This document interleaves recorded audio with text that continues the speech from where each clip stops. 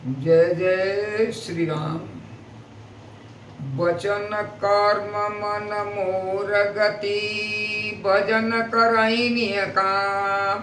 अति निके हृदय कमल मऊ, करऊं सदा विश्राम। जिनको कर्म वचन और मन से मेरी गति है, वे जो निष्काम भाव से मेरा भजन करते हैं, उनके हृदय कमल में मैं सदा विश्राम करता हूँ। भगति जोग सुनी अति सुख पावा, लक्ष्मण प्रभु चरण नहीं सिरुनावा। यही विधि गए कछुक दिन बीती, कहत विराग ज्ञान गुण नीति। इस भक्ति योग को सुनकर लक्ष्मण जी ने अत्यंत सुख पाया और उन्होंने प्रभु श्री रामचंद्र जी के चरणों में सिर नवाया। इस प्रकार वैराग्य ज्ञान गुण और नीति कहते हुए कुछ दिन बीत गए। सूपनखा रावण कै बहिनी, दुष्ट हृदय दारुण जसहिनी। पंचवटी सो गई एक बारा, देखी विकल भई जुगल कुमारा।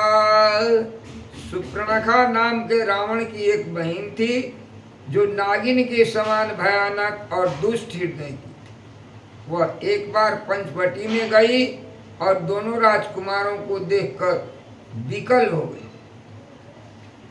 भ्राता पिता पुत्र उर्गारी, पुरुष मनोहर निरखत नारी। होई विकल सक मनहीन लोकी, जिमि रवि मणि द्रव रवि बिलोकी।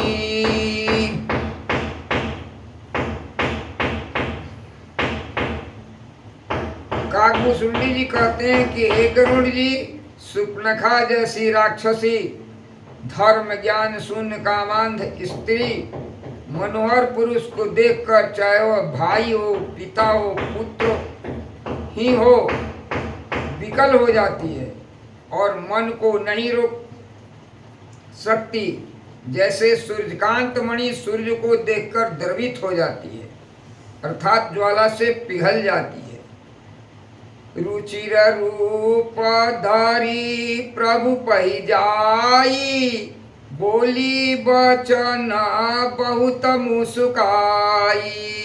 तुम सन पुरुष न मोह सन नारी, यह संजोग विधि रचा विचारी। वह सुंदर रूप धरकर प्रभु के पास जाकर और बहुत मुस्कुराकर वचन बोली, न तो तुम्हारे समान कोई पुरुष है, न मेरे समान स्त्री। विधाता ने यह संजोग अर्थात जोड़ा बहुत विचार कर रचा है। ममान रूप पुरुष जग माही, देखऊं खोजी लोक तिहु नाई। ताते अब लगी रहूं कुमारी, मनुमाना कछु तुम्हें निहारी। मेरे योग्य पुरुष वर जगत में नहीं है, मैंने तीनों लोगों को खोज देखा है। इससे मैं अब तक अविवाहित रही, अब तुमको देखकर कुछ मन माना है। शीतई चितई कही प्रभु बाता, आई कुआर मोर लघु भ्राता। गई लक्ष्मण रिपु भगिनी जानी, प्रभु बिलो की बोले मृदुबानी। सीता जी की ओर देखकर प्रभु श्री रामचंद्र जी ने यह बात कही कि मेरा छोटा भाई कुमार है। अब वह लक्ष्मण जी के पास गई। लक्ष्मण जी ने उसे शत्रु की बहन समझकर और प्रभु को देखकर कोमल वाणी बोले, अरे सुंदरी सुनु मैं उनकर दासा, प्राधीन नहीं तोर सुपासा। प्रभु समर्थ कौशलपुर राजा, जो कछु करही उन्हीं सब छाजा। हे सुंदरी सुन, मैं तो उनका दास हूँ, मैं पराधीन हूँ, अतः तुम्हें कोई भी सुख न होगा। प्रभु समर्थ हैं, कौशलपुर के राजा हैं, वे जो कुछ करें उन्हें सब फलता है, अर्थात उन्हें अच्छा लगता है। सेवक सुख चाह मान भिखारी, व्यसनी धन शुभ गति विचारी। लोभी जसु चार गुमानी, नभ दुई दूध चाहते प्राणी। सेवक सुख चाहे, भिखारी सम्मान चाहे, व्यसनी जिसे जुए शराब आदि का व्यसन हो, धन और व्यभिचारी शुभ गति चाहे, लोभी यश चाहे और अभिमानी चारों फल अर्थ धर्म काम मोक्ष चाहे, तो ये सब प्राणी आकाश को दूह कर दूध लेना चाहते हैं, अर्थात असंभव को संभव करना चाहते हैं। पुनि फिर राम निकट सोई, प्रभु लक्ष्मण पाई बहुरी पठाई। लक्ष्मण कहा तोई सो बरई, जो तृण तोरी लाज परिहरई। पलट कर फिर राम जी के पास आए। प्रभु ने फिर उसे लक्ष्मण जी के पास भेज दिया। लक्ष्मण जी ने कहा कि तुम्हें वही बरेगा जो लज्जा को तृण तोड़ कर अर्थात प्रतिज्ञा करके त्याग देगा, अर्थात जो भी निर्लज होगा। तब खिसियानी राम पही गई, रूप भयंकर प्रगट भई। सितहि सभय देखी रघुराई, कहा अनुज सन सैन बुझाई। तब वह खिसियाई हुई अर्थात क्रोध होकर लक्ष्मण जी के पास गई और उसने अपना क्रुद्ध होकर राम जी के पास गई और उसने अपना भयंकर रूप प्रकट किया। सीता जी को भयभीत देखकर श्री रघुनाथ जी ने लक्ष्मण जी को इशारा कर कहा, लक्ष्मण अति लाघव सो नाक कान बिनुकी, अता के कर रावण कहा मनो चुनौती दीन। लक्ष्मण जी ने बड़ी फुर्ती से उसको बिना नाक कान की कर दिया, मानो उसके हाथ रावण को चुनौती दी हो। नाक कान बिनु भय विकराला, जनु श्रवस गेरु कै धारा। खर दूषण पही गई बिलपाता, दिग दिग तो पौरुष बल भ्राता। बिना नाक कान के वह विकराल हो गई। उसके शरीर से रक्त इस प्रकार बहने लगा मानो काले पर्वत से गेरू की धारा बह रही। वह विकराल विलाप करती हुई खरदूषण के पास गई और बोली, हे भाई, तुम्हारे पौरुष वीरता को धिक्कार है, तुम्हारे बल को धिक्कार है। ते पूछा सब कहे सी बुझाई, जातु धान सुनी से न बनाई। धाये निशिचर निकर बरूथा, जनु सपक्ष जल गिरि जूथा। उन्होंने पूछा, तब शूर्पणखा ने सब समझाकर कहा। सब सुनकर राक्षसों ने सेना तैयार की। राक्षस समूह झुंड के झुंड दौड़े, मानो पंखधारी काजल के पर्वतों का झुंड हो। नाना बान नाना कारा, नाना आयधु घर घर घोर अपारा।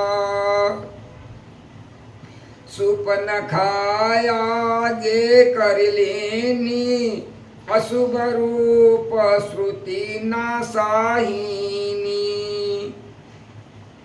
वे अनेकों प्रकार की सवारियों पर चढ़े हुए तथा अनेकों प्रकार के सूरतों के हैं। वे अपार हैं और अनेकों प्रकार के असंख्य भयानक हथियार धारण किए हुए हैं।